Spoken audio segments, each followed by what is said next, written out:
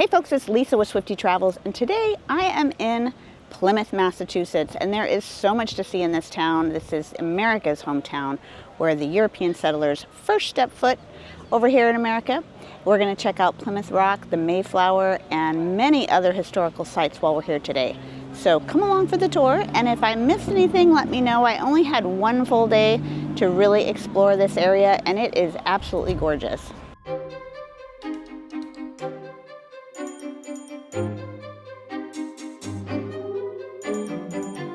Now, if you're not familiar with the history of Plymouth, I'm going to give you a little background that will help you understand the significance of some of the sites we're going to visit. If you're already a history buff and you know all about this, then you can go ahead and skip to the first attraction. Plymouth is remembered as one of the first permanent English settlements in North America, and it holds a symbolic place in American history. Seen as the starting point of European colonization in New England and the beginning of a complex, often difficult relationship between native peoples and English settlers. It all started in 1620 when a small group of English settlers known as the Pilgrims crossed the Atlantic on a ship called the Mayflower. They were seeking religious freedom and trying to build a new life far from the control of the Church of England. After a long and dangerous voyage, they landed not in their intended destination of Virginia, but here on the shores of what's now Plymouth, Massachusetts. That first winter was brutal. Nearly half of the settlers died. Survival came in part through the help of the Wampanoag people, who taught them vital skills like planting corn and fishing in the local waters.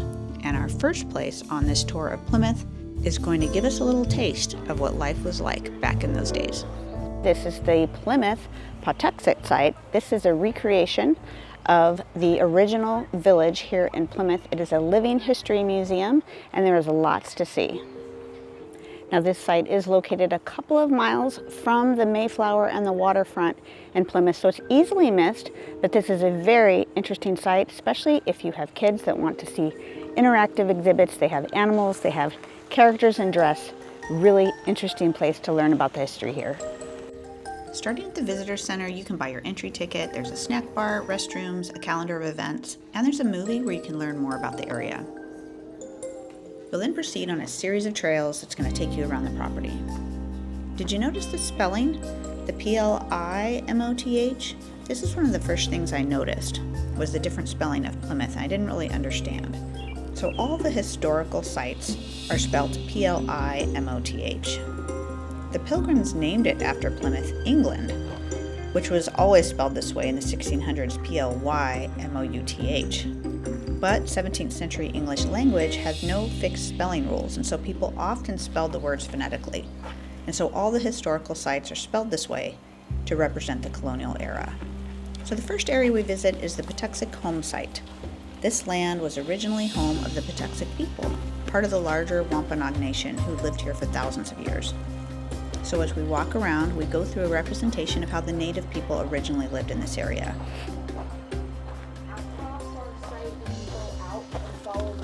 Hi there. Hello. Welcome in. Thank you. So this is an example of a winter home or winter lean-to. This is actually one of two residences that you would have seen Wampanoag families living in throughout the year. And that's because they're seasonally migratory. The Wampanoag live in their immediate family units of 4 to 5 people during the warmer months of the year. They're focusing on farming and fishing. And you would have seen that is the traditional house. You'll see farming methods, the way they cooked. We even see the canoes here that were built out of wood. Notice there are no metal utensils. Everything is made of wood. Amazing use of the local natural resources here.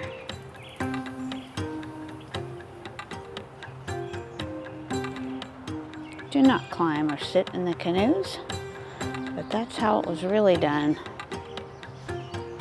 And then you can get a peek at the water here. So pretty. Wow. There's a beaver or something swimming in the water right there.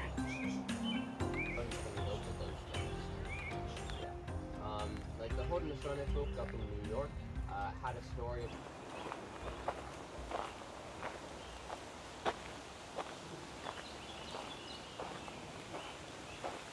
This garden talks about curing diseases with herbs and all the different types that they grow here.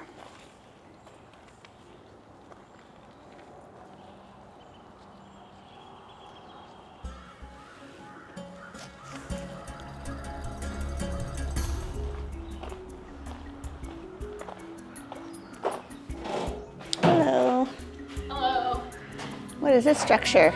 This is the fort, the meeting house. Oh, okay. So it was built for defense and became used as their church. They call it a meeting house. Okay. Is this like armor? Body armor, yeah, mail. People call it chainmail. Wow. So that's some of the things they would have brought with them, and they brought some weapons and things. If you want to go on the second floor, the cannons are up there. Okay. That's a nice view, although it's a little foggy today. Yeah. Better view up there. Thank you.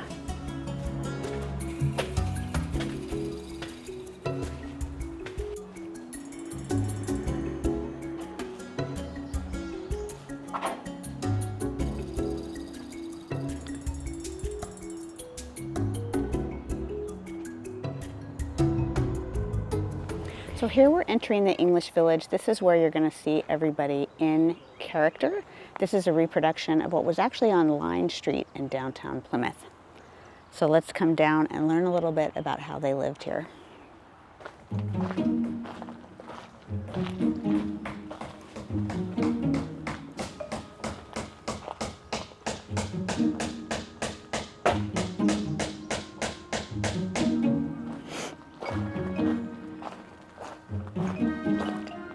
And it looks like they're working on construction.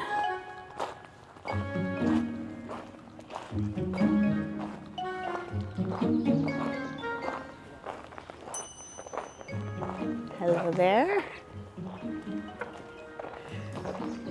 Hard-working men here? Oh, well, just working.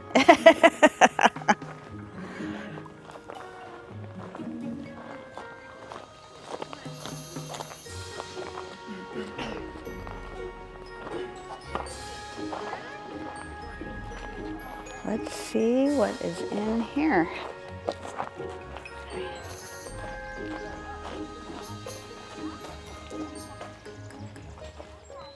Wow, so this is what it was like living here for the English settlers. This is where they would write. Got their wood-burning stove. Little kitchen. It's quite cozy. You have a beautiful garden. Oh, thank you. Trying to get a bit of weeding done today. Nice. What are you growing here? Hi, we got some onions here and cabbages, some turnips. Here we have some fennel and borage, garlic. Nice. So lots of things coming up That's now. amazing. And in our gardens, we not only grow food, but also medicine. That's right, I saw a display up there. Okay, good. So something All the like herbs. borage, those blue flowers there. Well, you can put them on a salad. They taste very good, similar to a cucumber. But it's also, you can use them for lunacy. Okay, excellent. And some roses as well. Roses are used in a lot of different medicinal recipes. The oil of them or the water of them. They are very common. Wonderful. And everything that you see in our gardens here were brought over as seeds from England. So they're all things we're very accustomed to. Excellent. Thank you for the tour.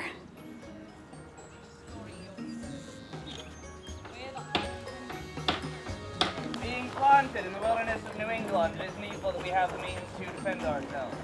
For this reason we have a militia. It's the ancient law and custom of England that every man in town betwixt the ages of 16 and 60 ought be trained in the arts of soldiery.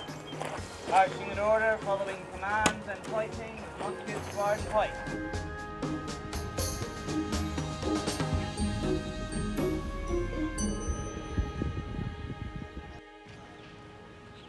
You can't miss the Mayflower when you're here in Plymouth. We're going to go check it out, and entry onto this ship is part of your admission at the Patuxet Museum that we already visited. So it includes the Mayflower II. So come, let's check out the ship. When you visit the History Museum, if you go there first, they're going to give you this pink slip, and this is what's going to get you into the Mayflower. So be sure and put it somewhere where you can find it. When you first enter the Mayflower II area, you walk through this wooden structure located right here, and there's lots of historical displays so you can learn a little bit about what you're about to see. Now this is considered the Mayflower II because it is not the original. It's a reproduction of what they believe the ship would have looked like when they came over from England in the 1600s. They used old shipbuilding manuals. They don't have the actual plans from this ship, but they have old manuals that explain how they put together ships back in that day. And so we're going to visit this reproduction. So before these pilgrims even set foot on land, the passengers of the Mayflower had a problem. Tension was brewing on the ship. They had been blown hundreds of miles off course. They were arguing. They wanted to be free and do as they pleased. To keep the group together, the men on the Mayflower gathered in a cramped cabin and signed an agreement. They would form their own government and follow the rules as they made their community. This simple pact was known as the Mayflower Compact. Signed right here on the ship, and you can read about it right here. This became one of the earliest expressions of self-government in America. Hi. Who's back there? Okay. Imagine having to steer and not being able to look out the window. Yeah. Imagine trying to eat here with this ship swaying to and fro. Oh my goodness, talk about being seasick. This would be crazy. But all the passengers, they're all living on this deck with their animals. So it's 102 people, 2 hunting dogs.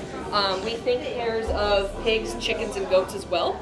And this would have been their home for about 6 or 8 months in total. So we know that there's 2 months of delays back home in England. There's 2 months sailing across the Atlantic. And then there's a little bit more time living on the ship after they get here to build. On the voyage, if we just look at those 66 days, we don't think they're leaving this deck all that much. These are people who are more used to farm work or factory work than they are ship like this.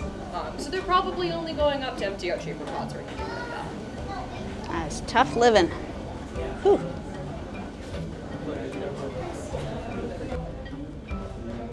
Hello. Oh, good. Now, if you're down here in Plymouth, but you did not buy tickets to the Patuxet Museum, and it is a bit pricey, you can come around on this walkway around on the back side and you can get a really good view of the Mayflower for free.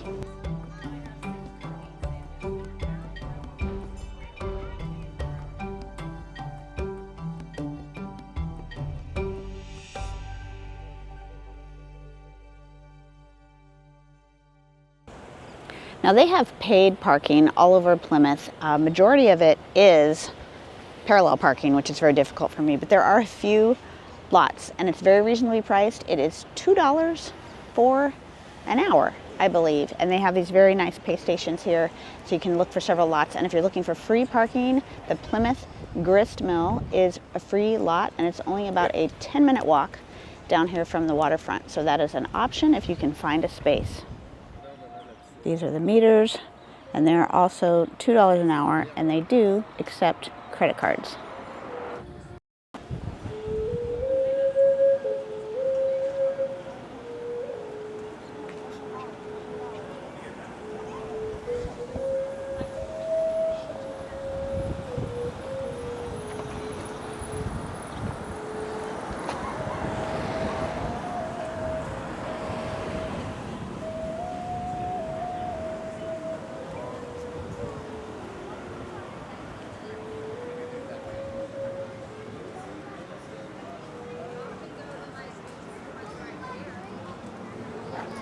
Now this ferry here, the Pilgrim Belle, will take you over to Provincetown if you want to ride across the bay and go visit the very tippy tip of this area. I do not have time to do that today, but this is where you can find it. Next up, we're going to see Plymouth Rock, the site where the Pilgrims first stepped land onto the Americas here in 1620.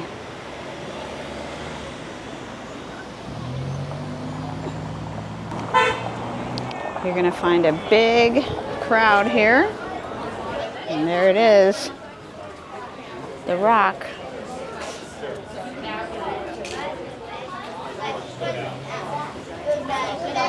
It's been protected. It's pretty big, actually.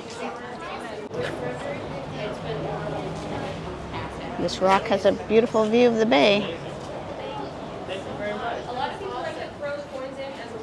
Now I'm going to ask if this is indeed the actual rock. I have a question, and would you mind being on YouTube?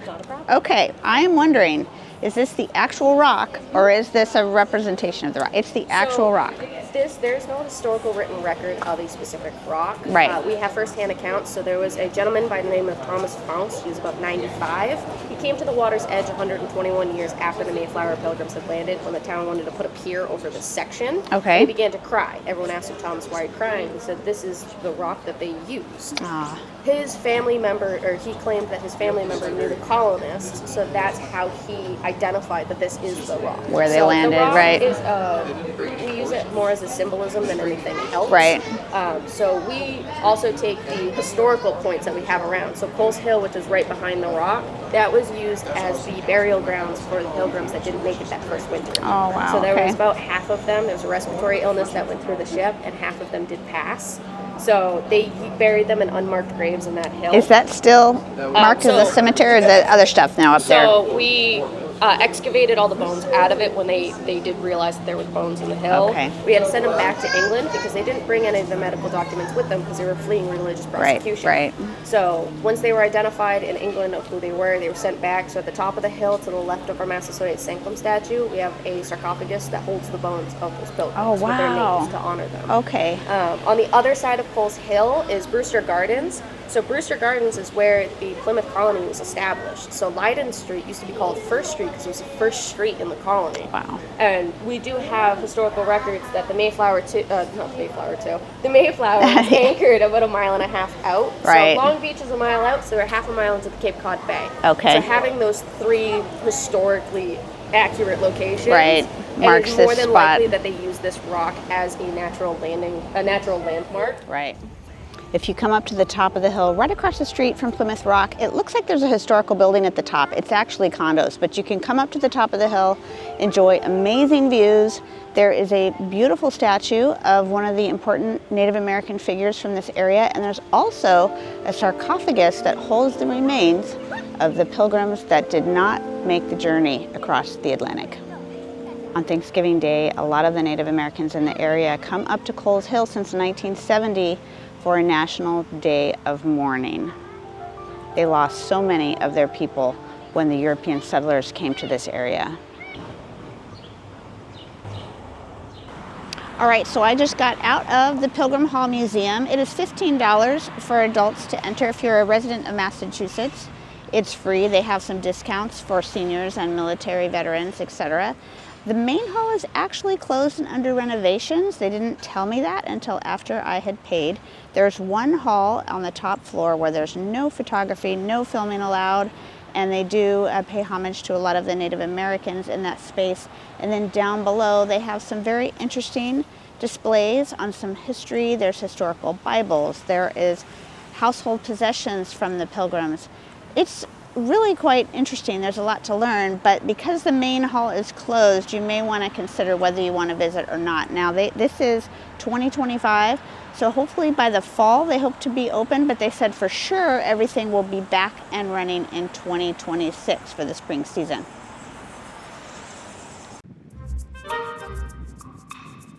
Next up, I head over to the Plymouth Grist Mill. This is the last item on the historic sites that are associated with the Patuxet site. Now, you can buy a combination ticket that includes the grist mill, or you can pay $11 for entry into this place. Now, this is where I mentioned before that parking is free here, and it's a really, really beautiful area.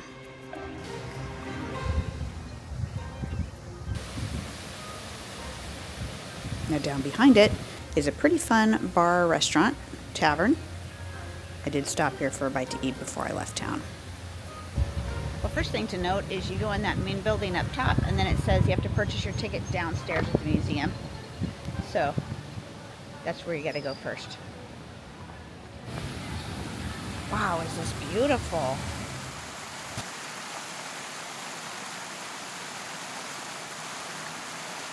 So what I found out about the mill is they grind their corn on Saturdays. Now, they still grind their corn here, and it is still used by local restaurants here in the area, as well as they sell it here at the gift shop.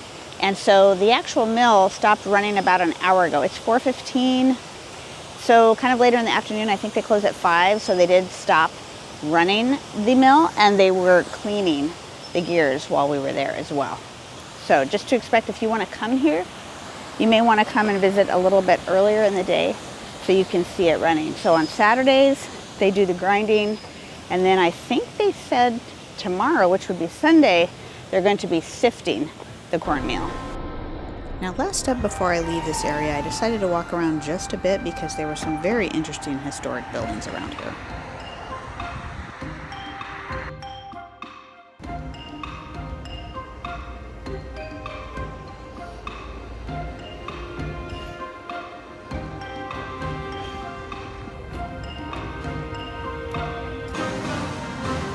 This was the first church in Plymouth, and it is a beautiful centerpiece here in the center of historic Plymouth.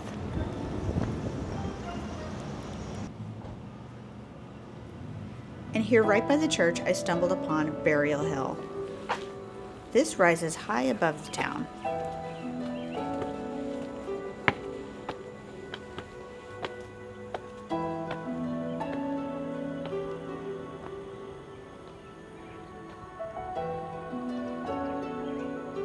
It's a peaceful wind-swept ridge.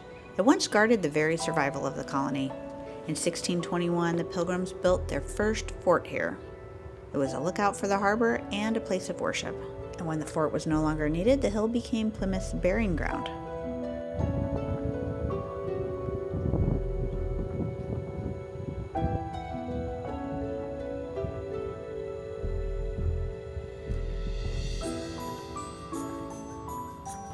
I hope you enjoyed this tour of Plymouth, Massachusetts with me. I absolutely love this town and I hope to come back. So if I missed anything, let me know in the comments. Hope you can subscribe because I've got more adventures here in the northeast part of the country coming soon.